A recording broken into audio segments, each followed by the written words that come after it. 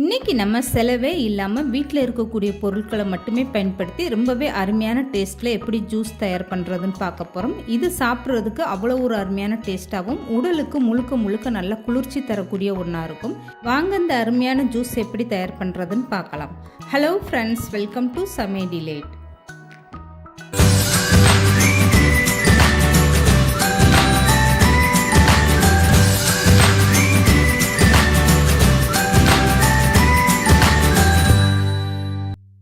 இப்போ இந்த ஜூஸ் தயார் பண்ணுறதுக்காக 1/4 கப் அளவுக்கு நான் பாசி பயிர் எடுத்திருக்கேன். இதை ஒரு அகலமான பாத்திரத்தில் சேர்த்துட்டு இந்த மாதிரி லேசாக வறுத்து எடுத்துக்கோங்க. இதுக்கப்புறமா இதை நல்லா ஆற வச்சுட்டு ஒரு மிக்சி ஜாரில் சேர்த்து நல்லா நைஸாக பவுட்ரு பண்ணி எடுத்துக்கோங்க. இதோட அளவுன்னு பார்த்தீங்கன்னா நான் 5 ஸ்பூன் கணக்கில் சேர்த்துருக்கேன். நீங்கள் அதிக அளவில் கூட வறுத்துட்டு இந்த மாதிரி பவுட்ரு பண்ணி வச்சுக்கிட்டிங்கன்னா எப்போ உங்களுக்கு தேவையோ அந்த மாதிரி டயத்தில் நீங்கள் இந்த மாதிரி ஜூஸாக தயார் பண்ணி எடுத்துக்கலாம்.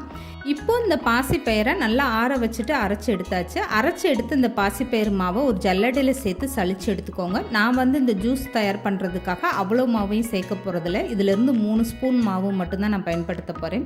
இப்போ பாருங்கள், 1-2 அரைப்படலாட்டினாலும் இந்த மாதிரி ஜல்லடையில் அப்படி தங்கிடும்.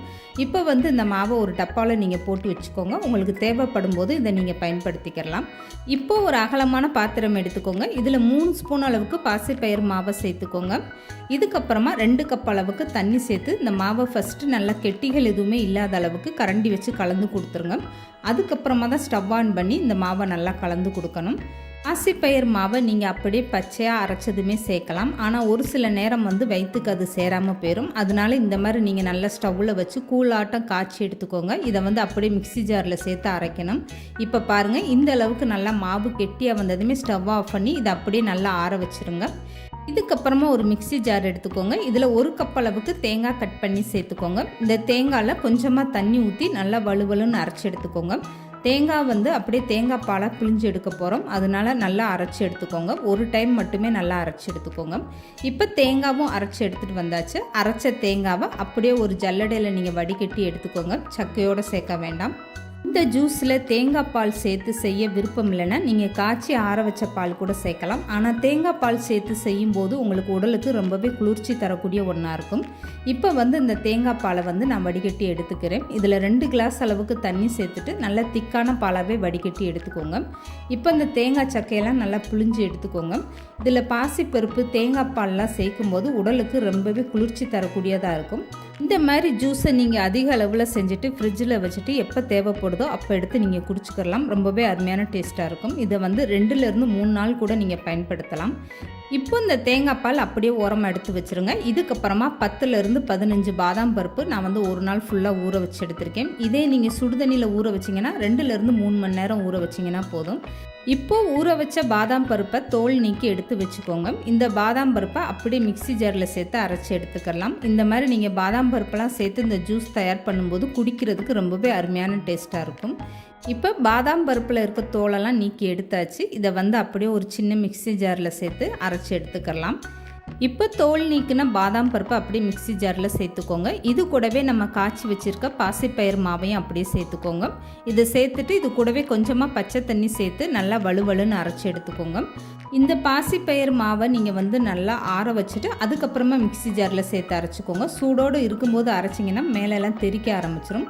இப்போ இந்த பாசிப்பயிறு பாதாம் பருப்பெல்லாம் சேர்த்து நல்லா வலுவலுன்னு அரைச்சி எடுத்துகிட்டு வந்தாச்சு. இந்த மாதிரி அரைச்சதுக்கப்புறமா இதை கொஞ்சமாக நீங்கள் தண்ணி சேர்த்து அப்படியே ஒரு ஜல்லடையில் வடிகட்டி கூட எடுத்துகிட்டு அப்புறமா தேங்காய் பாலில் சேர்த்துக்கோங்க. நான் அப்படியே தான் சேர்க்க போகிறேன், வடிகட்டலை. இப்போ இந்த பேஸ்ட்டை நான் ஸ்பூனில் எடுத்து காட்டுறேன் பாருங்கள், எந்த அளவுக்கு நல்லா வலுவலுப்பாக அரைஞ்சிருக்குன்னு. இந்த மாதிரி நல்லா வலுவலுப்பாக அரைச்சிட்டு அதுக்கப்புறமா சேர்த்துக்கோங்க. குருணையாக இருந்தால் உங்களுக்கு அந்த ஜூஸ் குடிக்கும்போது அது அங்கங்கே தென்படலை, அவ்வளோ நல்லா இருக்காது. இப்போ நான் அரைச்சிட்டு வந்த பேஸ்ட்டை அப்படியே தேங்காய் பாலோடு சேர்த்துட்டேன்.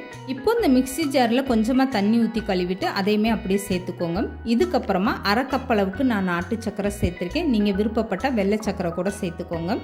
இப்போ நாட்டு சக்கரை சேர்த்ததுக்கப்புறமா ஒரு டைம் இந்த மாதிரி கரண்டி வச்சு நல்லா கலந்து கொடுத்துருங்க. இந்த சர்க்கரையெல்லாம் நல்லா கரைஞ்சி வரட்டும். உங்களுக்கு ஒரு வேளை சக்கரை சேர்க்க விருப்பம் இல்லைன்னா 10-15 பேரிச்சம்பழத்தை நல்லா ஊற வச்சு மிக்சியில் அரைச்சிட்டு அதை சேர்த்துக்கோங்க. இனிப்பு அதுவே கரெக்டாக இருக்கும். இப்போ ஒரு கிண்ணத்தில் நான் சப்ஜா விதையை எடுத்து 3 மணி நேரமாக ஊற வச்சு எடுத்திருக்கேன். இந்த சப்ஜா விதைகள் வந்து 3 ஸ்பூன் அளவுக்கு சேர்த்துக்கோங்க. இது வந்து நல்ல உடலுக்கு குளிர்ச்சி தரக்கூடிய ஒன்று. இதெல்லாம் டிபார்ட்மெண்ட் ஸ்டோரில் ரொம்பவே ஈஸியாக கிடைக்கக்கூடிய பொருட்கள். இப்போ வந்து 2 பாதாம் பிசுறு எடுத்து நான் வந்து இதையுமே நல்லா ஊற வச்சு எடுத்திருக்கேன். இதிலிருந்து ஒரு 3 ஸ்பூன் அளவுக்கு சேர்த்துக்கோங்க. பாதாம் பிசுறு மட்டும் எப்போதுமே நைட்டு ஊற வச்சிங்கன்னா காலையில் வந்து அது கரெக்டாக நல்லா ஊறி இருக்கும். அப்படி இல்லைன்னா குறைஞ்சது 4லேருந்து 5 மணி நேரம்னாலும் நல்லா ஊற வச்சு எடுத்துக்கோங்க. சப்ஜா விதை உங்களுக்கு 1 மணி நேரத்தில் கூட ரொம்ப ஈஸியாக ஊறி வந்துடும். ஆனால் பாதாம் பிசுறு ஊறுறதுக்கு தான் கொஞ்சம் டைம் எடுக்கும். இப்போ வந்து இதெல்லாம் சேர்த்ததுக்கப்புறமா ஒரு டைம் கரண்டி வச்சு இந்த ஜூஸை நல்லா கலந்து கொடுத்துருங்க. அவ்வளோதாங்க.